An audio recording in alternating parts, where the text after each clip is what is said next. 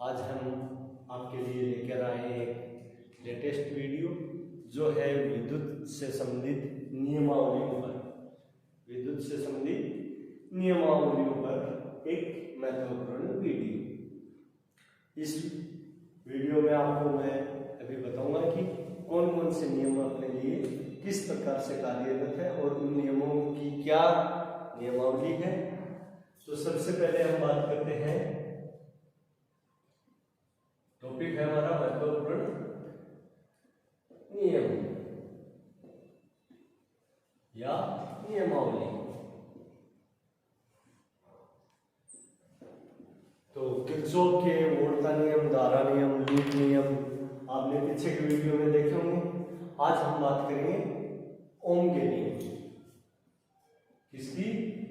ओम के नियम। तो ओम का नियम क्या है? ओम का नियम क्या बोलता है कि नियत ताप दाब पर, नियत भौतिक अवस्थाएं बोल दो, ताप या दाब बोल दो, कि नियत ताप और दाब पर या भौतिक परिस्थितियों पर, नियत भौतिक परिस्थितियों पर अगर यदि किसी बंद डीसी वैद्युतिक परिपथ में V वोल्ट की सप्लाई दी जाती है तो वो सप्लाई हमेशा उस परिपथ में बहने वाली धारा के अनुक्रमानुपाती होती है। किसी बंद डीसी वैद्युतिक परिपथ की नियत भौतिक अवस्थाओं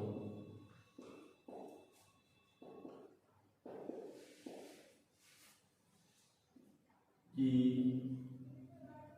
अवस्था में,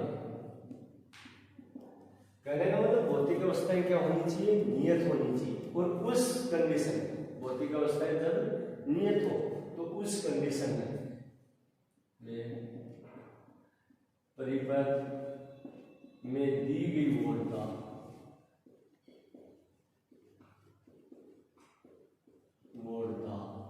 परिपथ में दी गई वोल्टता किसके समानुपाती होगी? परिपथ की धारा के समानुपाती होगी।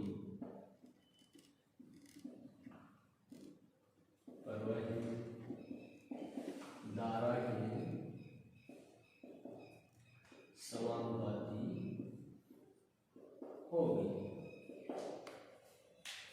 परिपथ में दी गई धारा के समानुपाती होगी। अर्थात हम लिखते हैं इसको क्या? V proportional I। V proportional I। अब कई बोलते हैं कि I प्रोपोर्शनल V, क्या ये सही है या गलत है? तो सही है ये वाला क्या है? गलत। देखो सबसे पहले हम देख क्या रहे हैं, जब विभव नहीं होगा तो धारा कहां से आएगी? तो सबसे पहले हमें धारा प्रवाहित करने के लिए किसकी जरूरत है? विभव की। तब हमारे पास किसका आगमन होगा? धारा का। अब यहाँ ये जो लिखा है इसमें क्या हो रहा है कि पहले धारा दे रहे हैं और फिर विभव का आगमन हो रहा है। तो पहले हम धारा दे रहे हैं फिर विद्युत वाहक बल का आगमन हो रहा है या विभव का? नहीं, ऐसा कभी संभव नहीं है। क्यों? कि पहले विद्युत वाहक बल कार्य करता तब जाकर के आवेशों का प्रवाह प्रारंभ होता है। ये नहीं है कि पहले आवेशों का प्रवाह हो गया और फिर विद्युत वाहक बल। अगर ये भी आवेशों का प्रवाह अपने आप शुरू हो गया तो विद्युत वाहक बल की तो आवश्यकता ही नहीं रही। तो इसलिए आवेशों का प्रवाह करवाने के लिए हमें किसकी आवश्यकता रहती है? विद्युत वाहक बल की। तो हमेशा इसको इसी क्रम में याद रखें, ना कि इस क्रम में याद रखें। ये काफी बार कंफ्यूज करने के लिए इंटरव्यू वगैरह में पूछा भी जाता है कि ओम का नियम ये सही है या ये सही है। तो हम देखते हैं कि V समानुपाती I समानुपाती V, बात तो एक ही है, दोनों आपस में समानुपाती है। बट लिखने का और देखने का नजरिया अलग है। इसमें I पहले आ रहा है तो हमेशा पहले वही चीज लिखी जाती है जो पहले घटित होती है, वही उसी घटना को हम क्रम से चलते हैं तो उसी घटना को पहले लेते हैं जो पहले होती है। तो पहले हमें क्या लेना है? B लेना है, ना कि I लेना है। तो आशा करता हूं कि ओम का नियम आपको समझ में आ गया कि कैसे लिखना है, V समानुपाती I, ना कि I समानुपाती V। अब देखो हमने यहाँ पर क्या कहा है कि भौतिक परिस्थितियां क्या होनी चाहिए, नियत होनी चाहिए, और उस कंडीशन में हमारे पास एक नियतांक आ गया जिसको हमने नाम दिया समानुपाती। क्या? समानुपाती। अगर यदि इसी को हम हल करेंगे तो ये आ जाएगा V बराबर I इंटू R। तो इसको इक्वल में चेक करने के लिए तो R क्या बन गया अपना, एक नियतांक बन गया है। R क्या बन गया है? नियतांक बन गया है। R क्या हो गया अपना, एक नियतांक, और जिसको हम किसके रूप में मानते हैं, प्रतिरोध के रूप में। तो ये था हमारा उनका नियम। उनका नियम क्या बोल रहा है, V समानुपाती I या V बराबर I इंटू R, जहाँ V क्या है, वोल्टेज है, I करंट है एम्पियर है, और R क्या है, नियतांक है और प्रतिरोध है। अब मैं बात करता हूं नेक्स्ट नियम की।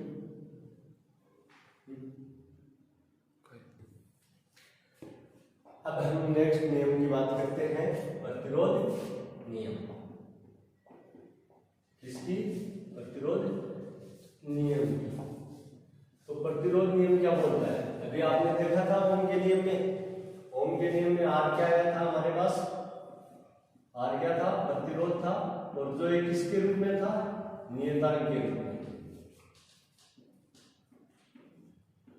किसमें? ओम के नियम में।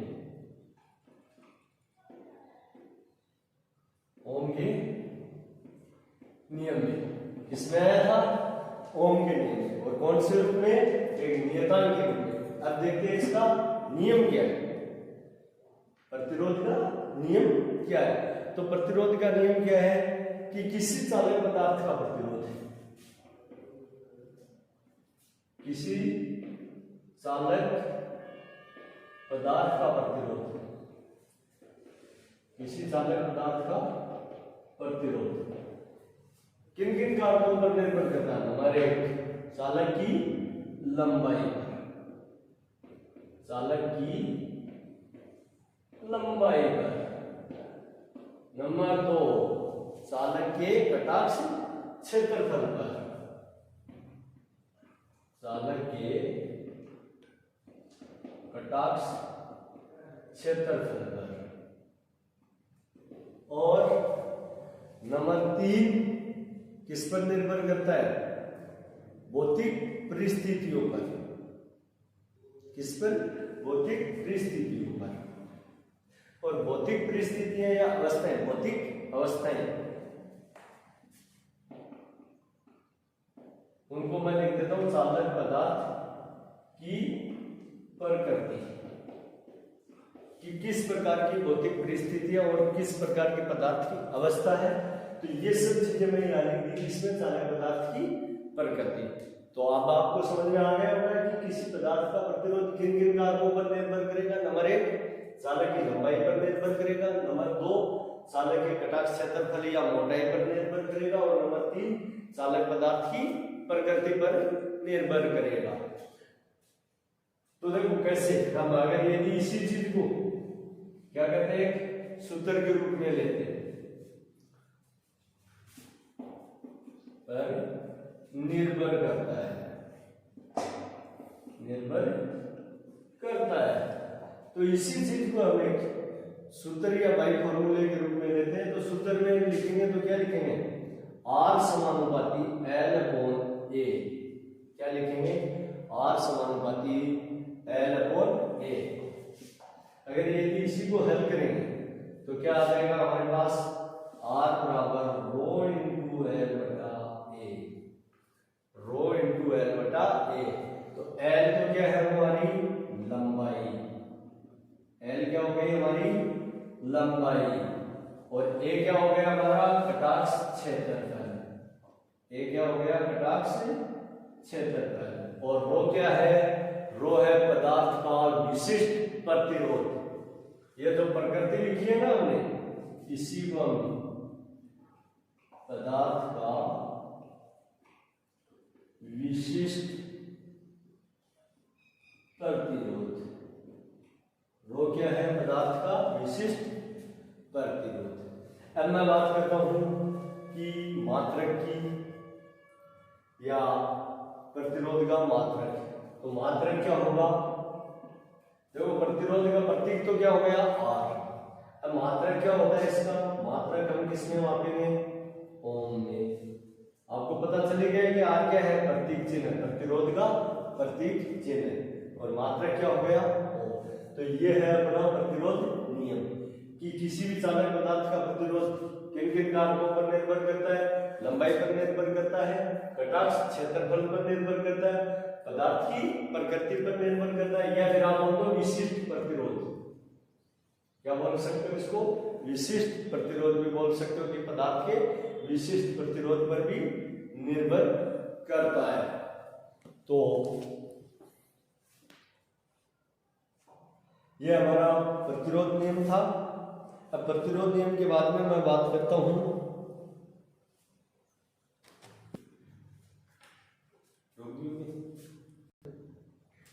तो यह है हमारा प्रतिरोध नियम। पढ़ाई करना बहुत जरूरी है दोस्तों। अगर पढ़ाई नहीं की तो कुछ नहीं किया। आप जो इस चक्कर में घूमते हैं ना तितलियों के पीछे, या तितलियां जैसे एक फूल से दूसरे फूल पे मंडराती रहती हैं, तो ये तितलियां हैं।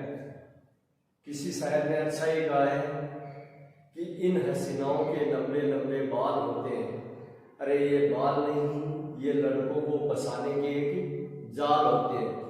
चूस लेती हैं ये मासूम दिलों का खून, चूस लेती हैं मासूम दिलों का खून।